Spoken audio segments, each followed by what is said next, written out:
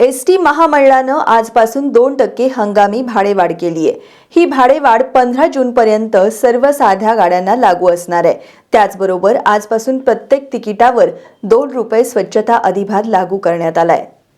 मी आले कोल्हापूर जिल्ह्यातल्या ST bus स्थानकामध्ये आणि इथं काही माझ्यासोबत प्रवासी आहेत आणि आता या तिकीट दरवाढीचा परिणाम त्यांच्यावरती कसा झाला हे आपण बघूया।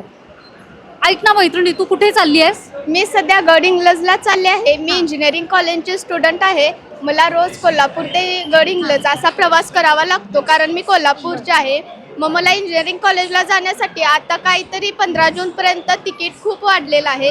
मग माझी मम्मी सुद्धा जॉब करते, त्याच्यामुळे मला पैशांची खूप जुळवाजुळव करावी लागते, मॅनेजमेंट करावी लागते।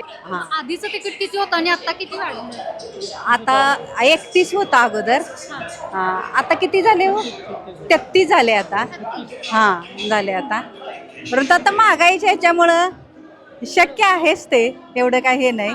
तर सुट्टीपुरतंच आता चालेल, नेहमी आहे तेच जुनं असावं, कारण सतत प्रवास असल्यामुळं काय ते न परवडण्यासारखंच आहे। आता तिकीट दर वाढलेला आहे, सांगशील त्याबद्दल? काय आता तिकीट दर वाढलाय, विद्यार्थ्यांना पण प्रॉब्लेमच येतोय। होय, तू कसा प्रवास करतोस? मी पहिल्यांदा म्हसरूळ इथून कोल्हापूरमध्ये येतो रंकाळा, ते पण आधी 61 रुपये होते, ते आता 69 झाले। आणि इथून आता वारणा त्याचं पण वाढला। तू हे जे सांगतोस आता एवढा डेली तुझा प्रवास आहे, तर तुला परवडते का हे तिकीट? नाही, काय वाटतं तुला? एक यूथ म्हणून तुझ्या काय भावना आहेत? काय आता विद्यार्थ्यांचा पण विचार करायला पाहिजे।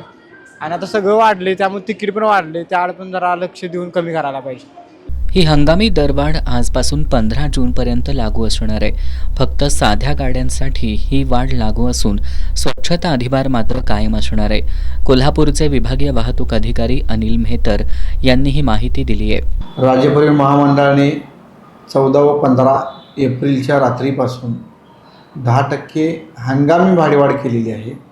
ही भाडेवाढ अगदी अत्यल्प आहे जवळपास, आणि ही फक्त भाडेवाढ साध्या बसेस करता लागू आहे।